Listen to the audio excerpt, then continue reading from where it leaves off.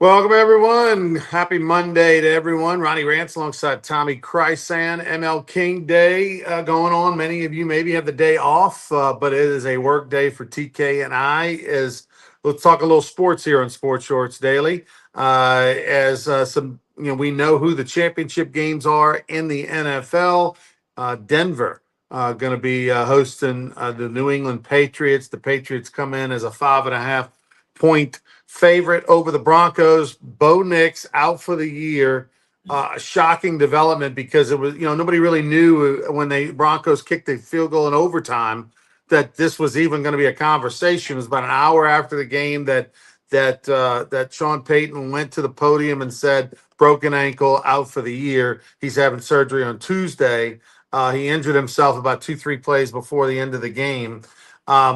And that has the Patriots now as a favorite. They would have been a dog against the Broncos, but because of that Bo Nix injury, they are the favorite. The other one, really going to be a battle of two heavyweights from a standpoint of the two teams that are probably playing the best football over the last couple months of the season. That's the Rams and the Seahawks. Seahawks find themselves 3.5 point favorite or 3.5 point favorite, depending on where you get it, over the Rams.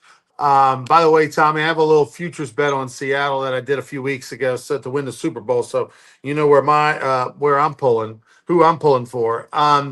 But LSU men's basketball shockingly wins over the weekend. They were 0-4 in the conference. They took on a 3-1 Missouri team. The wise guys are the wise guys for a reason. So we couldn't figure out on Saturday why the heck LSU was favored over Mizzou when they're 0-4 taking on a 3-1 Missouri team. But they were a favorite against Missouri at home, and they covered against Missouri at home. And the LSU women with a big win on the road against a ranked Oklahoma team. They win by almost 20 against 13th ranked Oklahoma. They next play, the ladies do, against A&M, but LSU men's play at Florida on Tuesday.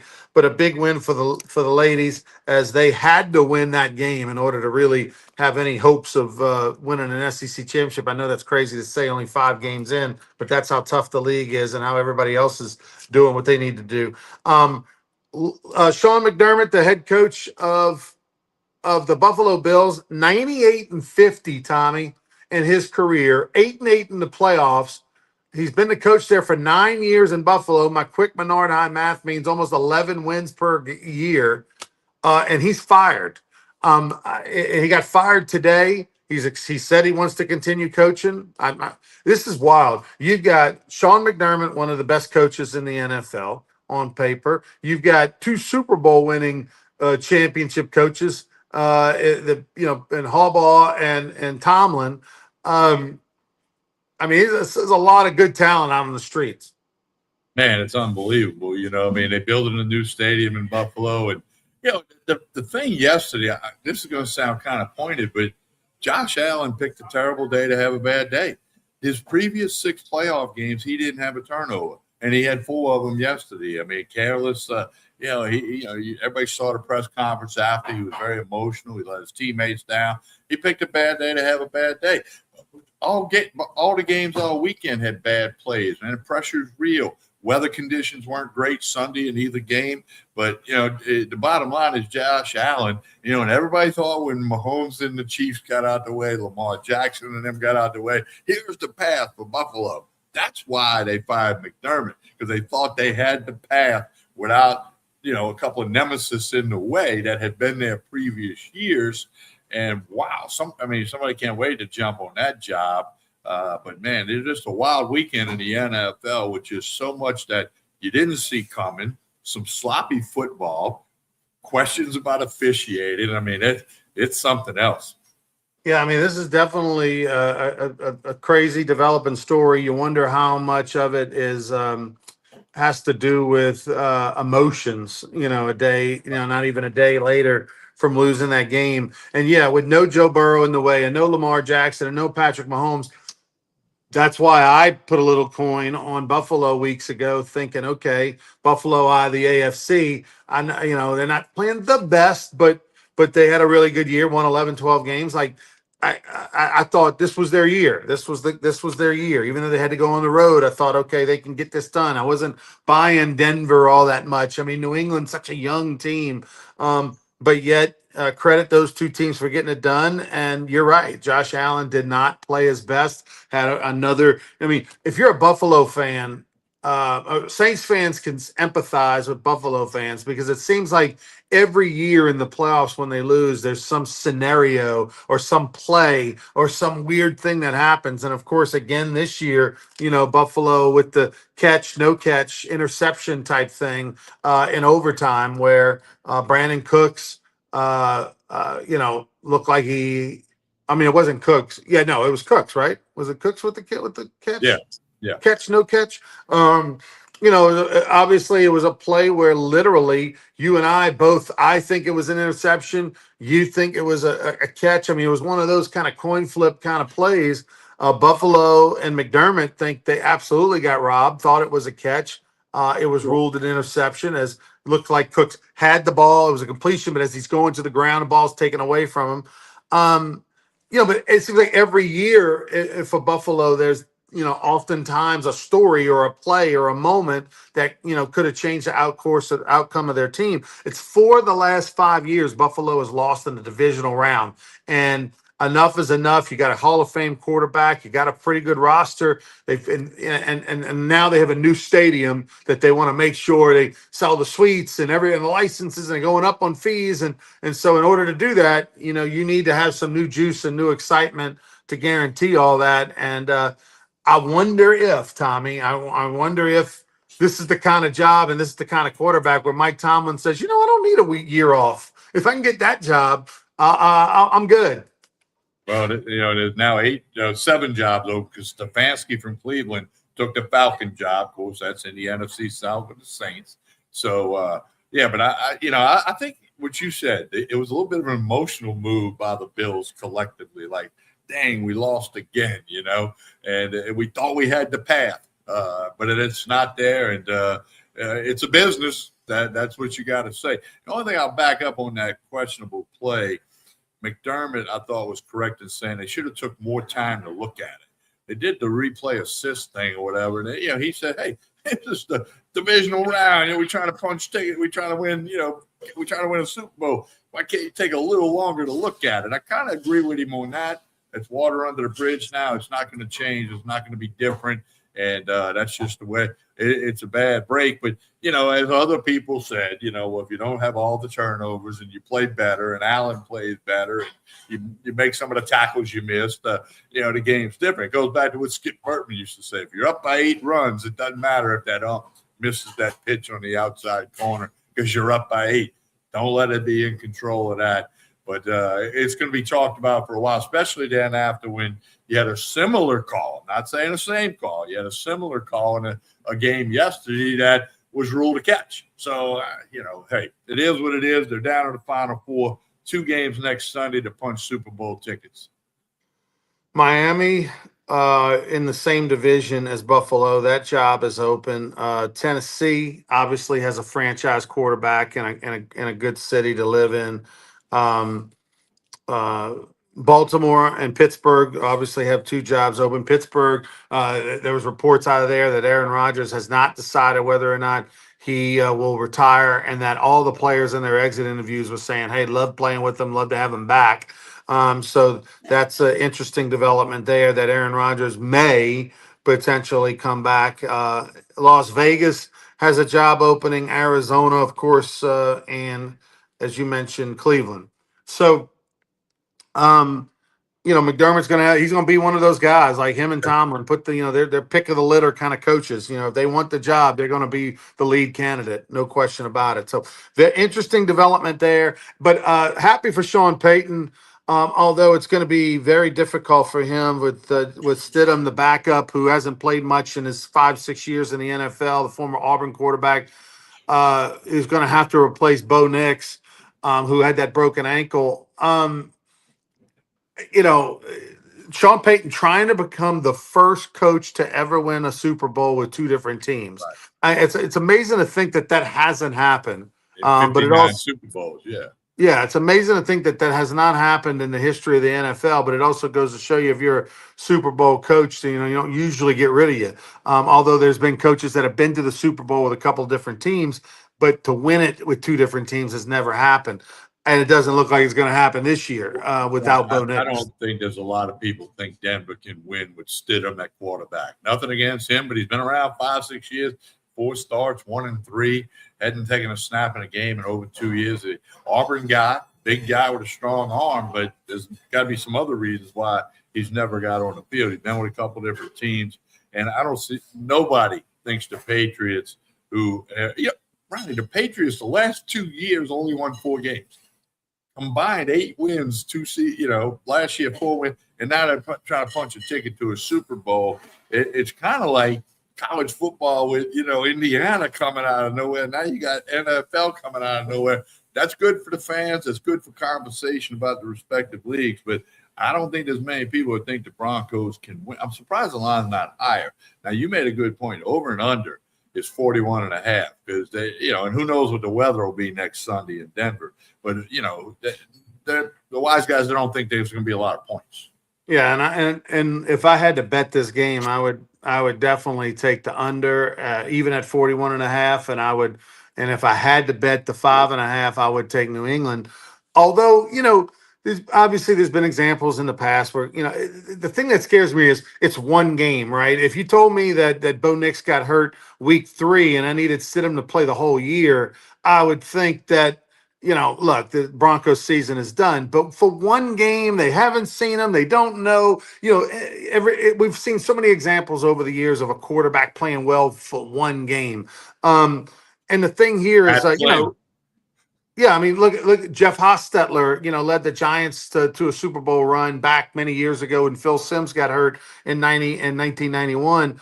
Tom Brady got hurt in the playoffs. Now, Drew Bledsoe, who's on a Hall of Fame path as a quarterback, Drew Bledsoe comes off and wins the AFC Championship and game on the road, I think at Pittsburgh, if I remember correctly, when Tom Brady won his first one, and then Brady came back healthy for the Super Bowl and won it against the Rams in New Orleans. But not many examples of a guy coming off the bench and all of a sudden it's a championship game and you gotta go get it. But it just does seem like if the impossible is to happen and the Broncos are to win this game, being that it's at home, being that it's Sean Payton on the sidelines, being that it's against a New England Patriots team that, even though they're in the AFC Championship game, Tommy, I think some of us are still not buying completely, right? Good team, but are they really? Is this Patriots team going to the Super Bowl? But give Vrabel, the head coach. I mean, how about Tennessee? They get rid of this guy. He goes back home to the place where he played for a long time in New England, and has them back, on the doorstep of the Super Bowl. And look, that gives New Orleans Saints fans a lot of hope, Tommy. It's that you got a second-year quarterback in New England. You're going to the Super Bowl. Saints are going to have a second-year quarterback next year in Shuck. And for again, Patriots, one of the worst teams in the league the last couple of years. Now one of the best teams in the league. So because of the salary cap and the way that the NFL is structured, you can have these worst to first stories. They don't happen a ton, but they do happen, and so that gives fans hope each year, which is what makes the league so great. Sean Payton said, "We're going to be ready to go. Stidham's going to be fine." I said, "What else is he going to say? He's not going to come out and say, oh, we're screwed. We're not going to show up. Give them the trophy for the AFC." Not going to happen. I mean, but I guess the silver lining is you got all week to get Stidham ready, prepared, come up with a plan. And nowadays when you got so much tape on all these teams, when you get to the playoffs, there's not a lot of secrets. That's why you see a few wrinkles on some of the plays and formations. But it's going to be a fun Sunday next week as two teams will punch their tickets to the Super Bowl. Two teams tonight, Ron, trying to win a national championship. Yeah. Obviously Indiana anywhere from 7.5 to 8.5 point favorite, depending on when you got the line. Right now, I think at 8. I'm locked in at 8. You're locked in at 8, but you said you've seen it at 7.5 today. Saw it this morning at 7.5, then it bounced back to 8. So yeah, you're getting a little movement, and you may get some more before kickoff tonight. Yeah. 47.5 is the over under on this game. I like the over. Yeah, I like the over on this one. I'm surprised you're not there. Well, I mean, a little steep, Coach. A little steep on these Three tickets. grand, 3,400 for a good seat. I was told. Yeah, I mean, Louis it's doesn't have three. any connections. No, sir. No. If you want to get stone crabs, you got to go see a seafood. You want to get tickets to the national championship game, you buy them online.